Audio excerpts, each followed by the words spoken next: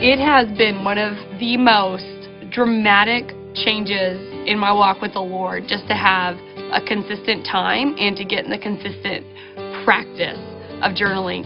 You know, when we become believers, a lot of times they just say, have a quiet time, and that's just what you should do, and no one ever really sits down and tells you how to do it. And so this was really the first opportunity that I had for someone to teach me how to do that. I learned through the 2-7 how to meet with God by taking in His Word and then praying back to Him what I feel like I'm getting from His Word. And then I found that I was actually building a relationship with God.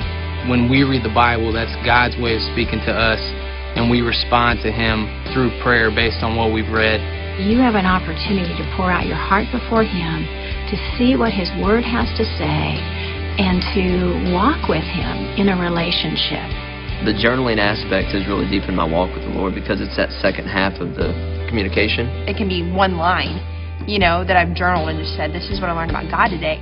Journaling helps you reflect upon what you've read and meditate on it and think deeper about it and remember it so that you can apply it in your life.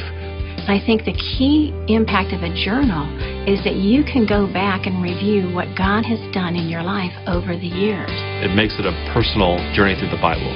Without journaling, we tend to just keep moving through our life, and we don't recount, all the great things that the Lord has done. It helps me grow in my relationship with the Lord, daily spending time with Him, first thing every day to get into the Word. It gives me that time where I can just be away from my kids if I need to be and just reset myself. Having that time where I can sit down and just read God's Word, that just established me and rooted me in the basics of my faith. You've got to have an ability to sit down with God's Word on your own, open it up, read it, and come away with an application in your life. Basic stuff that's introduced right from the very beginning in the NAV 2-7.